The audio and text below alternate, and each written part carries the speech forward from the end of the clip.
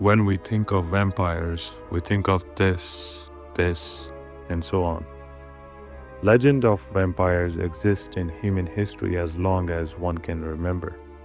The vampires we have seen in movies or read about in famous books and novels look like a normal human being with distorted faces, often with fangs who prey upon regular human beings, as they show in the movies or novels that humans are less superior than vampires in terms of strength and agility.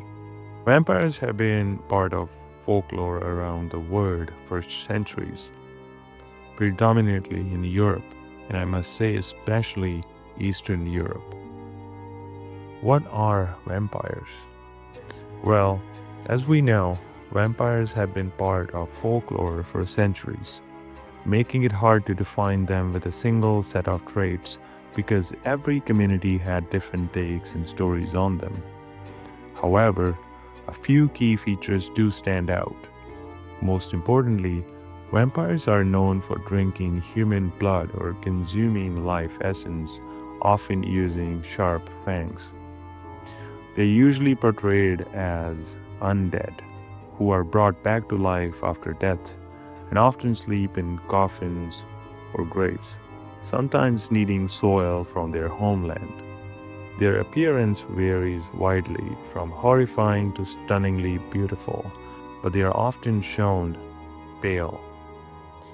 Another common trait is their lack of reflection or shadow, which sometimes mean they cannot be photographed or filmed in real life. My personal favorite portrayal of vampire has to be in the recent movie Nosferatu, created by one of my favorite directors from last 5 years or so, Robert Eggers. The movie Nosferatu broke all traditional ideas of vampires shown in Hollywood or in any other films, which always used to be very pop culture centric. The vampire shown in Nosferatu is Count Orlok, who is one of the scariest villains I have ever seen. The movie only showed the destruction, plague, death, and grief which follows Count Orlok wherever he goes. There is no savior or a hero who can kill Count Orlok and save the town. Now, are vampires real or merely just a legend? The movie is an adaptation of Bram Stoker's 1897 Gothic horror novel, Dracula. This novel is probably the most used by filmmakers as an inspiration all around the world, whether it be Nosferatu, Francis Ford Coppola's Dracula, Count Dracula, the TV series, or Dracula by Todd Browning and Karl Freund. This is not a real story, of course, but in Eastern Europe or in major part of Europe for centuries, vampires used to be a fact and people would not take it lightly as we do nowadays. There are still some towns in Eastern Europe where vampires are taken seriously even to this day. So where did the story or this legend originated? The concept of the vampire originated in Eastern Europe, specifically in Bulgaria, almost 1,000 years ago. Make no mistake, this was a legend isolated only among the Slavic people. It was not widespread or well known in the whole world or even in Europe. Slavic vampires were nothing like the blood-sucking aristocrats we know today. In fact, they were more like ghostly poltergeists, non-corporeal, lacking a physical body.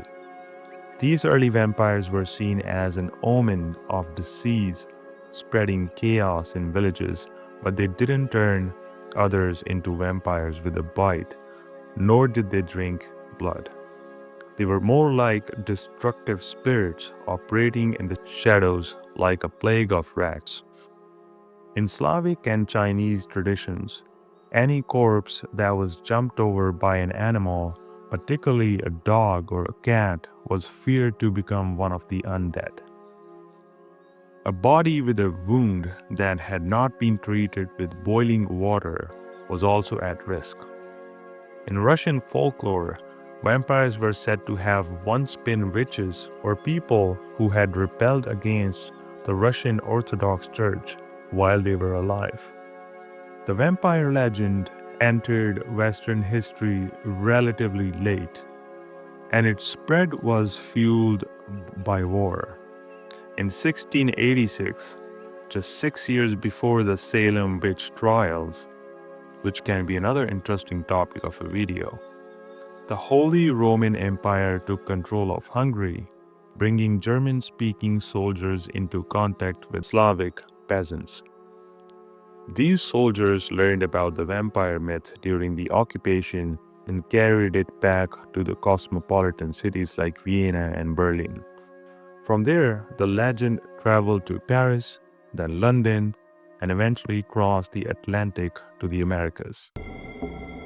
The word vampire first appeared in English in 1732, the same year George Washington was born. As the legend moved from east to west, it transformed. The ghostly Slavic vampire became a full-bodied, reanimated corpse. Most notably, Westerners added the idea of blood consumption, a feature that didn't even exist in the original folklore from Slavic countries. This addition wasn't just for drama, it actually made the vampire more scientific in the eyes of 18th century Europeans or even today. At the time, blood was believed to have medicinal properties and was widely consumed as a cure for ailments like epilepsy and poor eyesight. This practice, now called medicinal cannibalism, which was rooted in the belief that blood carried the essence of the human soul. Drinking blood, therefore, was seen as a way to absorb life itself. For Western intellectuals, this blood-drinking element made vampirism seem less like superstition and more like a medical phenomenon. Instead of dismissing vampire stories outright, they tried to explain them scientifically, framing vampirism as a disease rather than a supernatural curse. This shift reflected the broader cultural move away from superstition. Witchcraft was decriminalized in Britain in 1735 and toward rational explanations. The vampire, once a ghostly figure of folklore, had become a medically savvy creature, consuming blood to restore its own life. It's fascinating examples of how legends evolve, blending ancient beliefs with the scientific thinking of the time. Creatures with vampiric characters have appeared at least as far back as ancient Greece, where stories were told of creatures that attacked people in their sleep and drained their bodily fluids. Tales of walking corpses that drank the blood of the living and spread plague flourished in medieval Europe in times of disease, and people lacking a modern understanding of infectious diseases came to believe that those who became vampires preyed first upon their own families.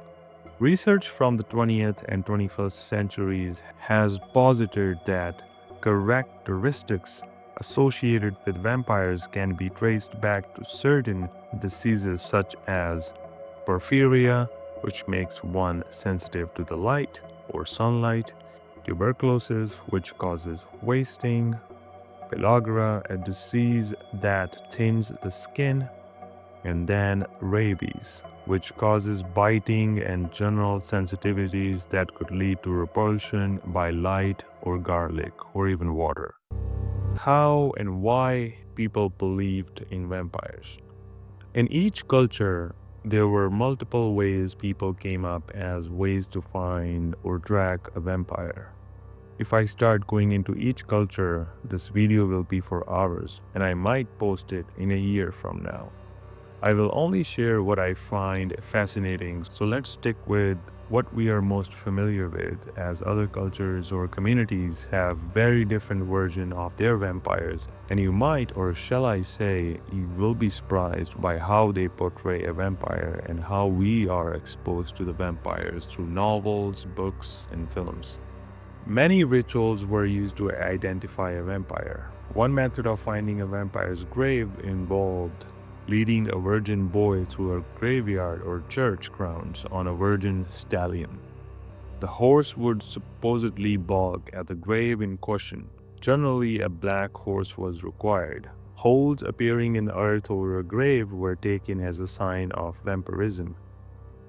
Although many cultures have stories about them, vampire bats have only recently become an integral part of the traditional vampire lore. Vampire bats were integrated into vampire folklore after they were discovered on the South American mainland in the 16th century. There are no vampire bats in Europe, but bats and owls have long been associated with the supernatural and omens, merely because of their nocturnal habits. There is no direct link found, however, between the lore of vampires and bats, as it is the most recent connection made by Westerners. In the early 1700s, after Austria took control of parts of Serbia and Romania, officials discovered a strange local practice: hunting vampires. People believed these undead creatures came back to life to attack and drink the blood of the living. This led to what's now called the 18th century vampire controversy. One famous case involved Petar Blagojevic, a villager from Kiselejevo, Serbia. After his death in 1725, several villagers died mysteriously, claiming Blagojevic had attacked them at night. On their deathbeds, the villagers said they were throttled by Blagojevic at night. A different version of the tale says that Blagojevic returned to his house and asked for his son for food. When the son declined, the vampire Blagojevic brutally murdered him by drinking his blood. Fearing a vampire, the villagers dug up Blagojevic's body. They found it in perfect condition with blood around his mouth. To stop him, they staked his heart and fresh blood reportedly gushed out. This case became one of the first well-documented vampire stories in Europe and became the basis for the vampires seen later in fictional stories such as Stoker's Dracula. Thank you for watching the video. I hope you liked it. If you did, please support this channel by clicking the like button and subscribing for the upcoming work. I hope you have a wonderful day. Take care. Bye now.